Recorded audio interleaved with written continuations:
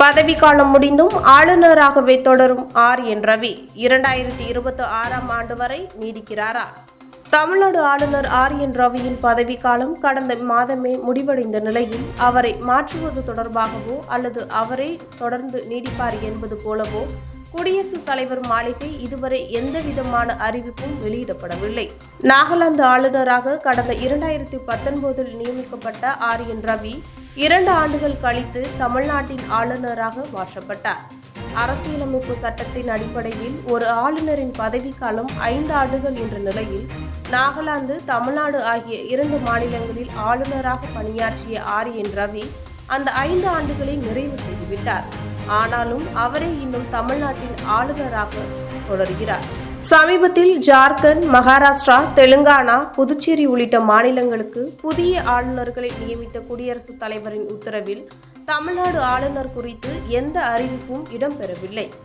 அதனால் தமிழ்நாட்டின் ஆளுநராக என் ரவியே தொடர்வார் என்று கூறப்பட்டது. ஆனாலும் அவரை தொடருவாரா என்ற அதிகாரப்பூர்வ அறிவிப்பும் இன்னும் வெளிவரவில்லை. இந்த நிலையில் இன்று குடியரசுத் தலைவர் தலைமையில் நடைபெறும் மாநில ஆளுநர்களின் மாநாட்டில் பங்கேற்க டெல்லி சென்றுள்ள ஆளுநர் என் ரவி குடியரசுத் தலைவரை சந்தித்து பேசுவார் என்று தகவல் வெளியாகியுள்ளது. இன்றைய மாநாட்டிற்கு இன்னும் சில மாநில ஆளுநர்கள் மாற்றப்பட வாய்ப்புள்ளதாகவும் ஆளுநர் ரவியின் நிலை என்ன என்பது இன்று அல்லது நாளை தெரிந்துவிடும் என்றும் கூறப்படுகிறது. தமிழ்நாடு ஆளுநராக என் ரவி பதவியேற்றது முதல் அரசுக்கும் ஆளுநருக்கும் இடையே முரண்பாடுகளும் மோதல் போக்கும் நிலவி வந்தது. ஒரு கட்டத்தில் ஆளுநரை நேரடியாக தாக்கி பேசும் அளவிற்கு அது வளர்ந்து மசோதாக்களுக்கு ஒப்புதல் அளிக்காத ஆளுநர் ரவிக்கு எதிராக தமிழ்நாடு அரசு உச்சநீதிமன்றம் வரை சென்று போராடியது. ஆளுநர் ரவியோ திராவிடம் குறித்தும் சனாதனம் பற்றியும் திருவள்ளுவர் தொடர்பாகவும் பற்றி சர்ச்சையான கருத்துக்களை பேசுவதையே வழக்கமாக வைத்துக் கொண்டிருந்தார். இப்படிப்பட்ட சூழலில் அவருடைய ஆளுநர் பதவிக்காலம் முடிவடைந்துள்ளது.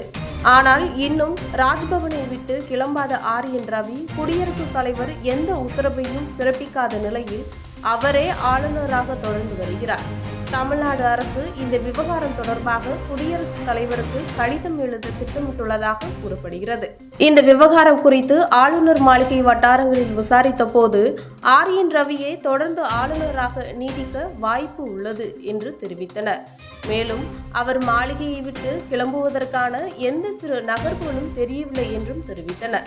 இதனால் திமுக அரசு முடிந்து மீண்டும் தேர்தல் நடத்த உள்ள 2026ஆம் ஆண்டு வரை ஆளும் கட்சியான திமுகவிற்கு குடைச்சல் கொடுக்கும் வகையில் என் ரவியை தமிழ்நாடு ஆளுநராக தொடர அனுமதி அளிக்க வேண்டும் என்று மத்திய பாஜக அரசு சார்பில் பரிந்துரை செய்யப்பட்டுள்ளதாகவும் புதிய தகவல் வெளியாகியுள்ளது.